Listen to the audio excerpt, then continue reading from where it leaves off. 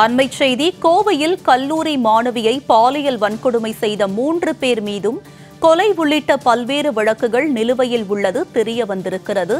சிவகங்கையைச் சேர்ந்த குணா தவசி, சதீஷ் கருப்பசாமி, காளீஸ்வரன் ஆகிய 3 பேரையும் காவல்துறையினர் சுட்டு பிடித்திருக்கிறார்கள்.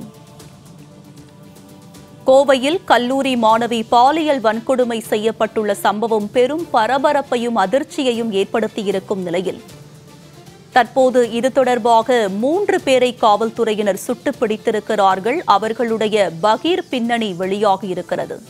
3 பேர் மீதும் கொலை, வழிப்பறி, அடிதடி உள்ளிட்ட பல்வேறு வழக்குகள் இருப்பது விசாரணையில் அம்பலமாகியிருக்கிறது.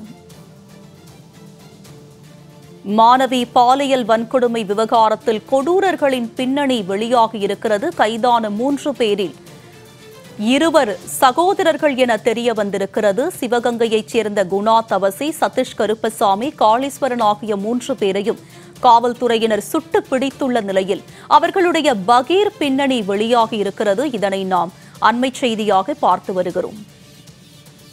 இது பற்றிய அண்மை தகவல்களோடு இணைகிறார் எமது கோவை செய்தியாளர் காளிதாஸ். அவரிடம் விவரங்களை கேட்டு பெறலாம். காளிதாஸ், சொல்லுங்க, காவல்துறையினர் இந்த விவகாரத்தில் 3 பேரை சுட்டு பிடித்திருக்கும் நிலையில் அவர்களுடைய பகீர் பின்னணி வெளியாகி இருக்கிறது. அவர்களுடைய பின்னணி பற்றிய விவரம். வணக்கம் அம்மா. கோவை விமான நிலையம் பின்புறம் நேற்று முன்தினம் கல்லூரி மாணவி ஒருவர் தனது ஆண் நண்பருடன் பேசிக் கொண்டிருக்கும் போது அந்த பகுதியாக வந்த 3 போதை ஆசாமிகள் அந்த ஆண் நண்பரையும் தாக்கிவிட்டு அந்த பெண்ணையும் தாக்கிவிட்டு கூட்டு பாலியல் வன்கொடுமை செய்துள்ளனர். இந்த சம்பவம் தமிழகத்தையே உலுக்கி உள்ளது. அதனைத் தொடர்ந்து அவர்களை பிடிப்பதற்காக போலீசார் 7 தனிப்படை அமைத்து தீவிரமாக தேடி வந்தனர். இந்த நிலையில் பல்வேறு அரசியல் கட்சியினர் மற்றும் மகளிர் அமைப்பினர் இதற்கு கடும் கண்டனங்களை தெரிவித்து வந்தனர். இருப்பினும் போலீசார் அவர்களை பிடிப்பதற்கு கிட்டத்தட்ட 24 மணி நேரம் கழித்துதான் அவர்களை பிடித்திருக்கிறார்கள் என்று ஒரு குற்றச்சாட்டும் எழுந்துள்ளது.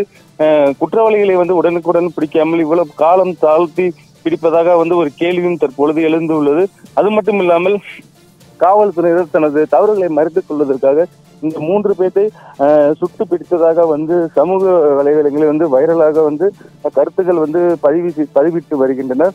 மேலும் அதே போல நேற்று இரவு வெள்ளக்கிணர் பகுதியில் அவர்கள் பதுங்கி இருப்பதாக போலீசாருக்கு தகவல் கிடைத்த நிலையில் அப்போது காவலர்கள் அவர்களை பிடிக்க முயன்ற போது இந்த 3 பேரில் ஒருவர் தலைமை காவலர் சந்திரசேகர் என்பவரை கையில் வெட்டியதாக கூறப்படுகிறது.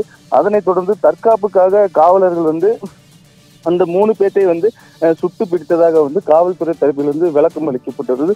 தொடர்ந்து இருவருக்கு 2 காலிலும் சுட்டு பிடித்த நிலையில் தற்பொழுது ஒருவருக்கு ஒரு காலில் சுட்டு பிடித்துள்ளனர். இந்த சம்பவம் கோவையில் பெரும் பரபரப்பை ஏற்படுத்திய நிலையில் சுட்டு பிடித்த 3 குற்றவாளிகளை கோவை அரசு மருத்துவமனையில் சிகிச்சைக்காக வைத்திருக்கின்றனர். மேலும் இந்த சம்பவம் சுட்டு பிடித்து இந்த பிரச்சனையை மறைப்பதாக பல்வேறு அரசியல் கட்சியினர்கள் கண்டனங்களை தெரிவித்து வருகின்றனர். தொடர்ச்சியாக தமிழகத்தில் இது போல பாலியல் சம்பவம் தொடர்ந்து நடைபெற்று வருவதாகவும் இது போல் சம்பவம் நடைபெற போவது காவல்துறையினர் அவர்களுக்கு கடுமையான தண்டனை வழங்குவது மட்டுமில்லாமல் இது போல சுட்டு பிடித்து வருவது வாடிக்கையாகி விட்டது. எனவே இனிமேல் வருங்காலத்தில் இது போல சம்பவங்கள் நடக்காமல் இருப்பதற்கு காவல்துறையினர் துரிதமாக செயல்பட்டு இரவு நேரங்களில் ரோந்து பணி மேற்கொண்டால் மட்டுமே இது போல சம்பவங்கள் நடைபெறாமல் தடுக்க முடியும் என்று மகளிர் அமைப்பினர் தொடர்ச்சியாக தெரிவித்து வருகின்றனர். மேலும் தற்பொழுது இந்த சம்பவம் நடந்த இடத்தில் தடயல் நிபுணர்கள் இன்று காலை முதலிலிருந்து தற்பொழுது ஆய்வு மேற்கொண்டு வருகின்றனர். இந்த ஆய்வில் சுடப்பட்ட இடத்தில் இரத்த கறைகள், மாதிரிகள், அவர்கள் பயன்படுத்திய பொருட்கள், உடைகளை இங்கிருந்து சேகரித்துக் கொண்டிருக்கிறார்கள். இங்கு சேகரிக்கக்கூடிய பொருட்களை நீதிமன்றத்தில் சமர்ப்பித்து சுட்டவர்கள் இவர்கள் தானா இல்ல வேற யாராவது சுடப்பட்டதா என்ற கோணத்தில் இந்த இரத்த மாதிரியானது தற்பொழுது எடுக்கப்பட்டு வருகிறது.